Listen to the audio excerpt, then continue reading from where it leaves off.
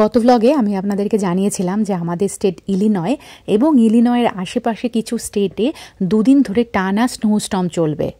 ইউএসের মিড ওয়েস্টে যে স্টেটগুলো রয়েছে, ইলিনয় তো আছেই, তার সাথে ধরুন উইসকনসিন, মিশিগান, মিনেসোটা, আইওয়া, ইন্ডিয়ানা, মিজোরি, এরকম বিভিন্ন স্টেটে 29 থেকে 30 পর্যন্ত টানা এই স্নোস্টর্ম চলবে।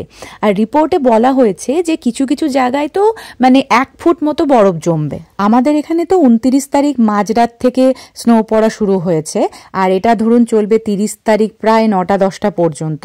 আর এই সময় টেম্পারেচারটাও প্রচণ্ড কম, সেই জন্য স্নোগুলো কিন্তু গলবে না, স্নো পড়বে আর জমে যাবে।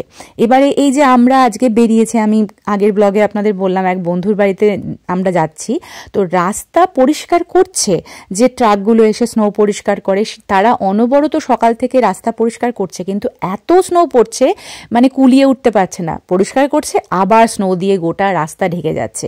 এখন আমরা আমাদের নেইবারহুড দিয়ে বেরোচ্ছি, তো নেইবারহুডে কিন্তু অলরেডি ট্রাক এসে পরিষ্কার করে গেছে, কিন্তু ভালো মতো পরিষ্কার করতে পারছে না।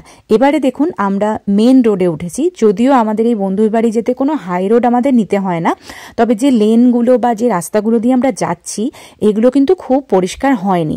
ঠিক আছে, এখন ধরুন সকাল 11টা থেকে 11:30 বাজে, এই সময়ে দেখুন কত স্নো। এখানে এক এক দিকে 2টো করে লেন আছে, হ্যাঁ, রাইট সাইডে এবং লেফট সাইডে। রাইট সাইডে 2টো লেনের মধ্যে একটা লেন তো পরিষ্কারই করতে পারেনি, আর একটা লেন পরিষ্কার করেছে কোনো রকমে, সেখান দিয়েই আমরা যাচ্ছি।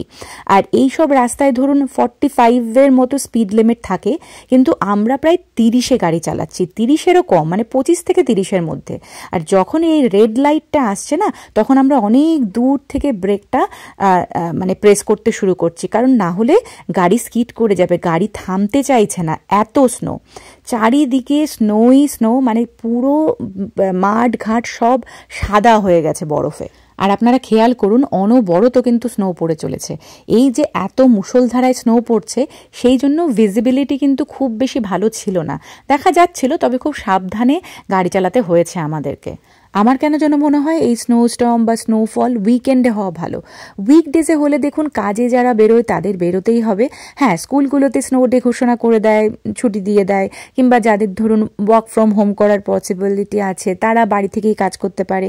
কিন্তু এরকম অনেক মানুষ আছে যাদেরকে কাজে যেতেই হবে, মানে সেরকম স্নো ডে বলে কিছু হয় না, সে যাই হোক না কেন বেরোতেই হবে।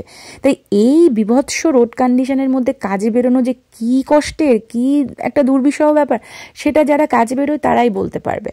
মানে এই রিসেন্টলি যখন আমাদের এখানে ফার্স্ট স্নোফল হলো, সেই সময় তো রাস্তার কন্ডিশন খুবই খারাপ ছিল। সকালবেলা আমি স্কুলে বেরিয়েছি, রাস্তা দিয়ে যাচ্ছি, রীতিমতো আমি 45-এর জায়গায় আমি 25-এ গাড়ি চালাচ্ছি, তারপরেও আমার গাড়ির চাকা স্কিড করে এগিয়ে যাচ্ছে। আমি ব্রেক দিচ্ছি কিন্তু ব্রেক লাগছে না। যে কি ভয়ঙ্কর অবস্থা হয়েছিল, মানে ভাগ্যিস আমার থেকে সামনের গাড়িটা বেশ খানিকটা ডিস্টেন্সে ছিল, সেই জন্য আমার গাড়ি গিয়ে তাকে ধাক্কা দেয়নি, কিন্তু সেটা হতেই পারতো। তাই এই রকম রোড কন্ডিশনে বাইরে বেরোনোর কোনো মানেই হয় না, বাড়িতে বসে স্নো এনজয় করো, বাড়িতে বসে থাকো। সেই কারণেই কিন্তু আমরা আমাদের এই পটলাকটা ক্যান্সেল করেছি, কারণ আমাদের বেশ কয়েকজন বন্ধুরা দূর থেকে আসতো, তো তাদের তো খুব রিস্ক হয়ে যেত। কিন্তু আমরা যাচ্ছি কারণ আমাদের এই বন্ধুর বাড়ি খুব বেশি দূরে নয়, আমরা খুব সাবধানে ভেতর ভেতর দিয়ে গাড়ি চালিয়ে যাচ্ছি। আর আজকে আমরা ফিরবো না, আজকে আমরা ওদের বাড়িতেই থেকে যাব। এই যে একটু স্নোয়ের মধ্যে কষ্ট করে পৌঁছে যাব, তারপরে কালকে একেবারে স্নো থামলে বাড়ি ফিরবো। আমরা তো রিপোর্টও দেখলাম যে ইলিনয়তেই প্রায় 50টা ক্র্যাশের খবর পাওয়া গেছে এই দুদিনে। তাহলে ভাবুন যে বাকি স্টেটগুলোতেও তো এরকম ক্র্যাশ হয়েছে, তাহলে টোটাল কত ক্র্যাশ এই সময় হতে পারে। আমাদের গাড়ির ডান পাশে দেখুন একটা ট্রাক যাচ্ছে ব্ল্যাক কালারের, ওর সামনে দেখুন একটা যন্ত্র বা ইকুইপমেন্ট লাগানো আছে, ওটা দিয়েই কিন্তু এই রাস্তার স্নোগুলোকে পরিষ্কার করা হয়। এই জিনিসগুলো অনেকটা শাভেলের মতো কাজ করে। শাভেলগুলো দিয়ে যেমন আমরা স্নো তুলি বা যে কোনো মাটি তুলি, সেরকম ওটা দিয়ে একদম ঠেলে স্নোগুলোকে সরিয়ে দেওয়া হয়। আরও একটা দেখুন ট্রাক আমাদের সামনে যাচ্ছে সাদা রঙের, তার সামনেও কিন্তু সেম জিনিস লাগানো আছে। এই ট্রাকগুলো এখানে যে মেনটেনেন্স কোম্পানিগুলো আছে, সেই মেনটেনেন্স কোম্পানিগুলো থেকে এই ট্রাকগুলোকে হায়ার করা হয়। তারা বিভিন্ন জায়গায় ছড়িয়ে যায় এবং যেসব জায়গায় খুব স্নো পড়ছে সেই জায়গাগুলো এই ট্রাক নিয়ে গিয়ে পরিষ্কার করে দেয়। আমরা যারা গরমের দেশের মানুষ, তাদের কাছে স্নোফল একটা স্বপ্নের মতো, মানে স্নোফল দেখার জন্য আমরা কত দূরে দূরে যাই, তাই না? আর এখানে আসার পর থেকে এত স্নোফল দেখছি, তাও কিন্তু প্রত্যেক বছর এই স্নোফল যখন প্রথম হয় আমি খুব এক্সাইটেড থাকি।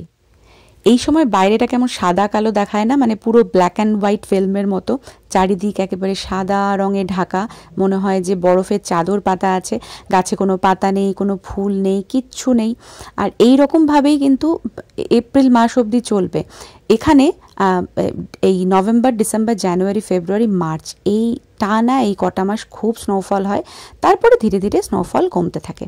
তো আমরা কিন্তু আমাদের বন্ধুর বাড়ি পৌঁছে গেছি, বাকি অংশ নেক্সট ব্লগে আপনাদের সাথে শেয়ার করব। ভালো থাকবেন সবাই, আবার আসবো ফিরে, বাই, টাটা।